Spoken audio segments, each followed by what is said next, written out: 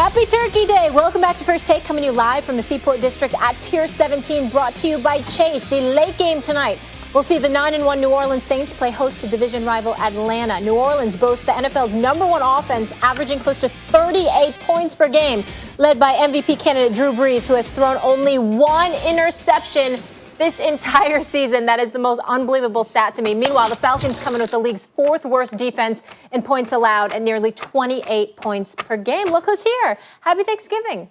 Happy Thanksgiving, Molly. What the hell is going on set right now? We got Max with the cardigan. I don't think I've ever seen you. I don't think I've ever seen you without a tie. And you. Why you pointing at me? No, you pointing at me? No, because you had a tie on at the beginning, then you took it off. I was instructed. No, listen. By people who love me. No, by people who love me. The only person who can me. instruct you is me. What? Right? Yeah, the only person who can instruct you is me. Don't lie. So don't ever take your tie off. Hold on. It really is like Thanksgiving. Don't ever do that. Don't lie to the American people. No, hold on. I told you to stop wearing that blue suit. And it's the second time in a row. I'll wear what I want. You listen. You act like you don't want to. That's right, because I got it like that. I got it like that. I got it like that. You walk around here like a bum. I got it like that. And by the way, let me tell America this. He was talking about my sister Carmen. You know that he was talking about my sister Carmen. Now we all know my sister Carmen could throw down. She could cook. And you had the audacity to sit up there and say, she better know how to cook. You better watch her tone, I told you. You better she watch better her know how to tone. cook for the culture. She better know how to cook. Oh, she can. Yeah, she better. She could throw down. Okay. Matter of Can I fact, say you something? fall in love with her if you tasted her cooking. You understand? But her man will beat you down. I got high standards. He said she better be able to cook for the culture because he eats for the culture. That's for sure. I do. Ain't no shame about that, Max. I don't care how many different ways you can come at me. Yes, I eat for the culture. Believe it. I ain't The mad about stomach that. is the way to a I ain't mad man's about heart. that. too. We got to talk some football. You Okay, just watch well, let's your go. tone. No, you just watch your tone. mouth. Just watch your tone. You know better. You know what time it is. What else? Happy holidays, everybody. Right. Welcome to First Take. Don't be My frowning at me. dysfunctional Smile family. when you talking to me. Guys, can we talk some sports? Smile. Stephen A. What? Damien, can I have eye contact and can we talk sports? Thank you. You want us to look at you, Molly? Thank you. Do Do you give Al Pacino, Atlanta... Al Pacino, Molly Wood. Which one is it? Okay. Not any Go given ahead. Sunday for Go this ahead. one. Maybe Go Max thinks so. Do you give Atlanta any chance to knock off the Saints? A real good chance. This is a classic trap game. As I said the other week, I know that road defenses are getting slaughtered on Thursday night. I get it.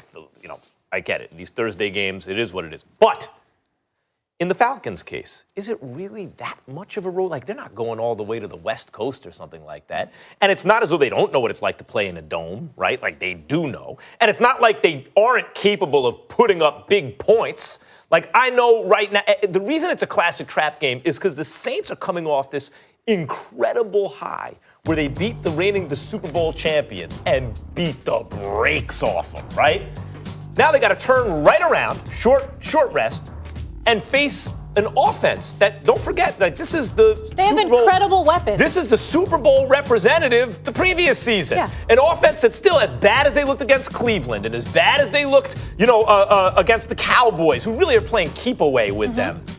They beat the brakes off of Washington before that. So I'm not saying the Falcons are on the Saints level, I get it. But the interesting thing about the Falcons, and this is year in and year out, is that they are capable of hitting extreme heights, even in mediocre seasons, especially with the offense. And you come in a little overconfident, you're at home, you're feeling good, and this Falcons team could put a 40 spot up on you as quick as you can blink. Yeah, the Saints have a real game today. They have, meaning the Falcons, they have zero chance of winning this game. Zero. Really? They will get, listen, they might put up some points. They're going to lose this by at least 10. I'm not going to call it for the kind of annihilation that I called for with the Saints going up against the Eagles. I knew the Eagles was going to lose by about 30 or 40. I don't believe it's going to be that bad in this game, but I think that they're going to lose by at least 10, probably 20.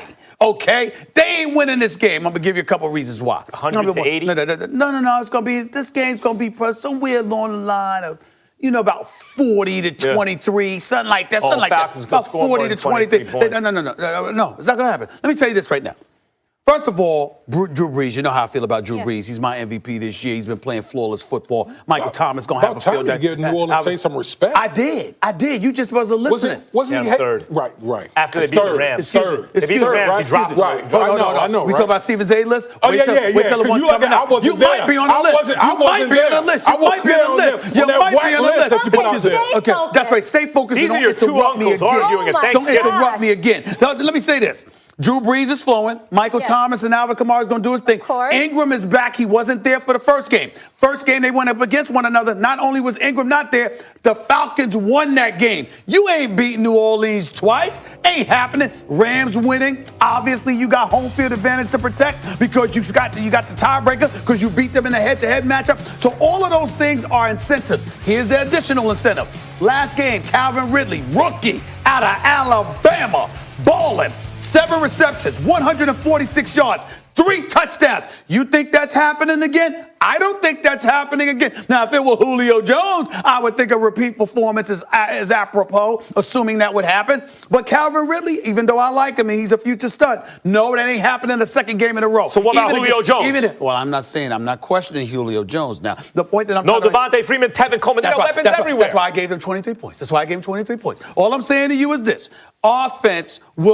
Too much offense on a part of the New Orleans Saints will neutralize the Atlanta Falcons to some degree. If you can't sit up there and win the games that they should have won already, you certainly ain't going to show up against New Orleans after beating New Orleans early in the season. And the Saints winning by about 20. Who do you think leads the NFL in completion percentage?